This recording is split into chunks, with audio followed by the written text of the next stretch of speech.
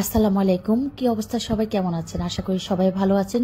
আল্লাহর রহমতে আমিও ভালো আছি, সকলের দোয়ায় সকলের ভালোবাসায়। তো আজকে যে ইফতারের আয়োজনটা শেয়ার করছি সবার সাথে, আসলে বলেছিলাম আমার গতকালকে 3 বোন এসেছিল। তো 3 বোন মিলে আমার বাসার বাচ্চারা মিলে সবাই মিলেমিশে হচ্ছে কি ইফতারগুলো গুছিয়ে নিচ্ছিলাম। তো গতকালকের ব্লগে বলেছিলাম যে লাস্ট যতটুকু আমি অসমাপ্ত রেখেছিলাম ব্লগটা সে আজকের ব্লগে শেয়ার করব। তো যা কিছু করেছিলাম, আসলে সবাই মিলে কাজ করলে হয় কি সকল কাজ একদম দ্রুত হয়ে যায়, যেমনটা আমার বাসায় হচ্ছে। আমার বোন আমরা সবাই মিলে সব কাজ করেছিলাম। তো এখানে বুট ভাজি, পাশাপাশি হচ্ছে মহব্বত শরবত, কাস্টার্ড, ফালুদা, মানে সব আইটেমই ছিল।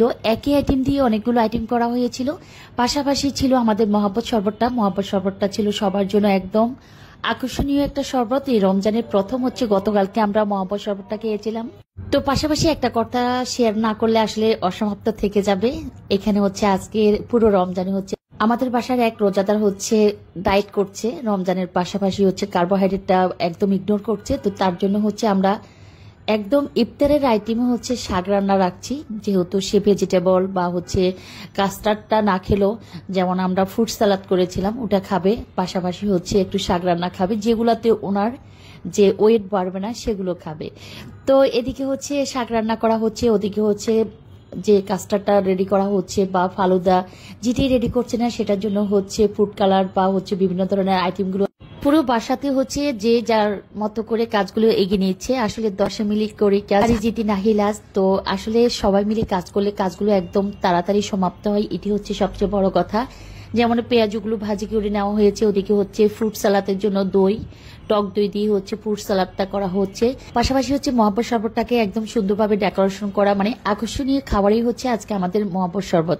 মহব্বত ছড়িয়ে পড়ে পুরো রমজানের মাঝে, সবার ভিতরে বা সবার মাঝে, পুরো বাংলাদেশের মাঝে এবং পুরো মানব জাতির মাঝে। কারণ মহব্বত শরবতটা কেন রাখা হলো, এই শরবতের নাম আমি জানি না, তো ভালো লাগতেছে মহব্বত নামটা শুনে। মহব্বত আরবি শব্দ, আর পাশাপাশি মহব্বতের প্রতি সবারই একটা অন্যরকম ধারণা থাকে। মহব্বত মানেই হচ্ছে সবার প্রতি সবার আন্তরিকতা, ভালোবাসা বা হচ্ছে ভালোবাসার আবির্ভাব। তো এদিকে হচ্ছে কাস্টার্ড রেডি করা হচ্ছে। কাস্টার্ডের জন্য হচ্ছে একদম সুন্দর একটা ডিশে, সার্ভিং ডিশে হচ্ছে কাস্টার্ড গুলো রেডি করা হয়েছে। একটা পাত্রে হচ্ছে মহব্বত শরবত নেওয়া হলো, আর এদিকে হচ্ছে এক এক করে টেবিলটা সাজিয়ে ফেলা হলো। লাল শাক আর পালং শাক দিয়ে হচ্ছে চিংড়ি মাছ রান্না, এটা হচ্ছে ইফতারের আইটেমে রাখা হয়েছে। বুট, পেঁয়াজু, মৌরি, ফ্রুট সালাদ, কাস্টার্ড, মহব্বত শরবত, পেঁয়াজু, বেগুনি, তারপরে হলো যে কার্বোহাইড্রেট খাবে না তো তার জন্য হচ্ছে একটু গ্রিল আনা হয়েছে, যেহেতু গ্রিলটা খাবে, আর যারা নান খাবে তারা তো গ্রিলের সাথে নান খাবে। তো সবকিছু মিলিয়ে একটু লাল শাক আর পালং শাক টেবিলে, খাবার টেবিলে তার আইটেমে লাল শাক পালং শাক রাখা হয়েছে। এটি আমার কাছে বেশি একটু আনকমন লেগেছে, মনে হয়েছে যেন একটু আলাদা আলাদা, মানে ইফতার মনে হয়েছে আমার কাছে। সব আইটেম তো কমন আইটেম, এটা আমরা সব বাসায় কম বেশি করে থাকি। তো আমার কাছে শাকটাকে মনে হয়েছে যে একদম মহব্বত শরবতের পাশাপাশি শাকটা হচ্ছে আমাদের তার জন্য হচ্ছে ইফতারিতে আমাদের শাক রান্না করা বা আনকমন ইফতারের একটা অংশ। তো লাল শাক পালং শাক আমিও একটু খাবো, চেষ্টা করব যে খাবারের জন্য। তো এখানে হচ্ছে ছোট মেয়ে ছিল, ছোট মেয়ে দুষ্টামি করে একটা রিভিউ দিল যে লাল শাক বা পালং শাক আমরা আজকে ইফতারের আইটেমে রেখেছি, কার কাছে কেমন লাগে বা কেউ কখনো খেয়েছেন কিনা। তো এদিকে হচ্ছে সকল কিছু নিয়ে হচ্ছে ইফতারের আগ মুহূর্তে আমরা টেবিলে বসে অপেক্ষা করছিলাম যে যতক্ষণ না আজান না দিবে ততক্ষণ পর্যন্ত আমরা খাবার টেবিলে বসে 5-7 মিনিট সবাই নিজেরা আমরা হচ্ছে মোনাজাত করেছি। একজন বলেছে আমরা সবাই হচ্ছে মোনাজাত ধরে রেখেছিলাম।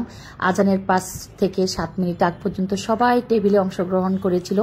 তো এদিকে হচ্ছে খাবারগুলো সব গুছিয়ে আমি একটু ভিডিও ধারণ করলাম। কার কাছে আজকে আমাদের ইফতারগুলো কেমন লাগছে অবশ্যই জানাবেন। রমজানগুলো বলতে বলতে শেষ হয়ে যাচ্ছে। সিয়াম সাধনার মাস রমজান মাস, আসলে পবিত্রতার মাস রমজান মাস, ভালোবাসার মাস রমজান মাস, একদম মনটা শীতল হয়ে থাকার মাস রমজান মাস, বা ধৈর্য ধরে পানাহার থেকে মুক্ত থাকার মাস রমজান মাস। তো ভালোবাসি, পছন্দ করি আল্লাহর একটা মাসকে, অন্তত আমরা সবাই মিলে চেষ্টা করি নিজেদের মতো করে নিজেদের পাপ থেকে মুক্ত হওয়ার জন্য একটা মাসকে আমরা বেছে নিই, সেটা হচ্ছে রমজান মাস। তো রমজানের উছলে সবার দোয়া মোনাজাত সবকিছু আল্লাহ কবুল করে নেক, এই প্রার্থনাই আল্লাহর দরবারে। তো সবকিছু মিলিয়ে হচ্ছে আমরা ইফতারের টেবিলে বসে যাচ্ছি, আজান দিয়ে দিচ্ছে। তো সবাই অন্তত একবার হলো আমার ব্লগটা দেখার চেষ্টা করবেন, লাইক করবেন, কমেন্ট করবেন। যে কেমন লাগলো অবশ্যই জানাবেন। যাদের ভালো লাগে তারা অবশ্যই একটা কমেন্ট করবেন, যাদের ভালো লাগে না তারা ইগনোর করবেন। তো ভালোবাসা রইল সবার প্রতি। আল্লাহ হাফিজ সবাইকে, রমজান মোবারক।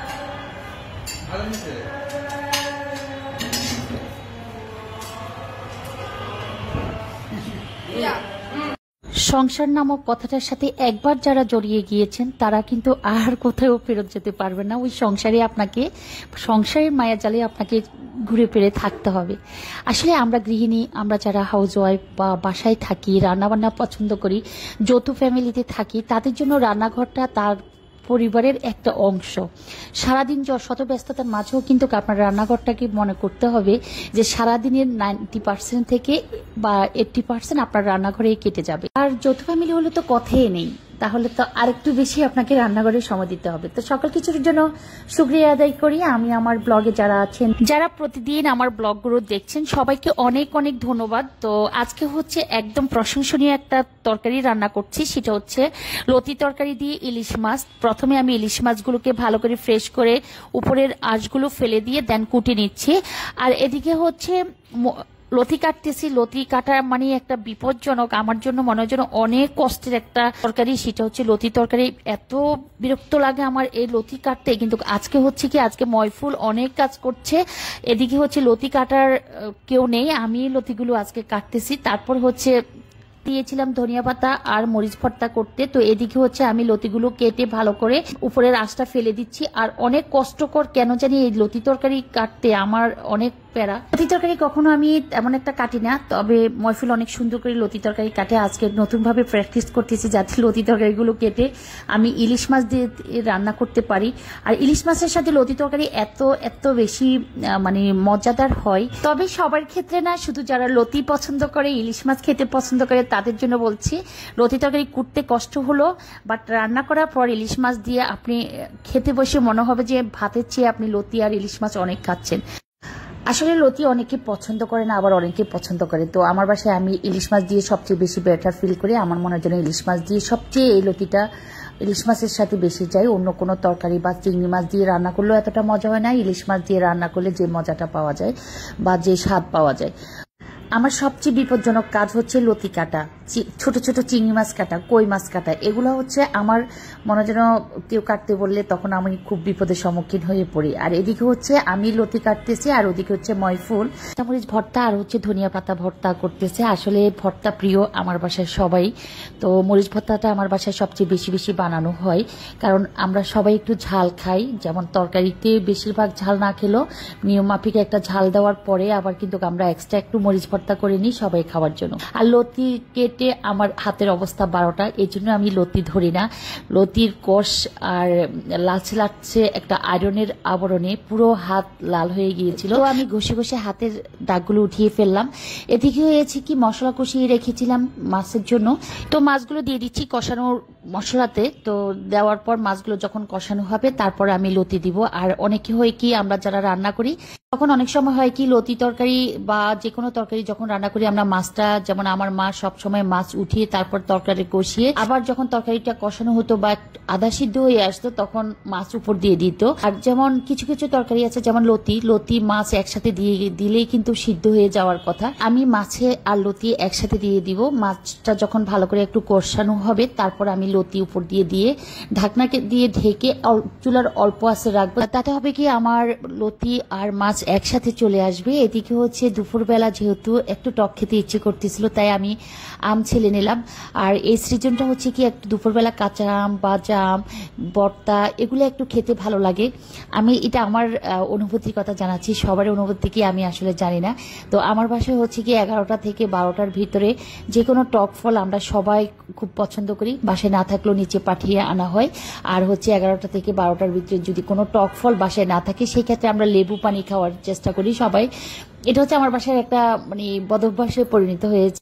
আমটা কুচি করার পর আমি একটু লবণ আর মরিচ ভর্তা দিয়ে আমি আমটাকে বানিয়ে ফেললাম। এতে করে বাসার সবাই যেহেতু মরিচ ভর্তা পছন্দ করে, একটু ধনিয়া পাতার ফ্লেভারও ছিল, তো সবকিছু মিলে ভর্তাটা কমপ্লিট হয়ে গেল। আর হচ্ছে ইলিশ মাছটাকে আমি কম আছে রেখেছিলাম, তো এখন একদম উপর দিয়ে লতিগুলো দিয়ে দিলাম। লতি কাটতে আসলে অনেক টাইম লাগে, আমি কিছু কাটার পর আবার আমি আর পারতেছিলাম না, ময়ফুলদেরকে দিয়েছিলাম। শেষে ওরা লতিগুলো কেটে আমাকে উদ্ধার করলো। আর লতি তরকারি খেতে হবে, সেজন্য আজকে টার্গেটও ছিল সকাল থেকে যে আজকে এই তরকারি দিয়ে এই মাছের সাথে এই তরকারিটা দিব।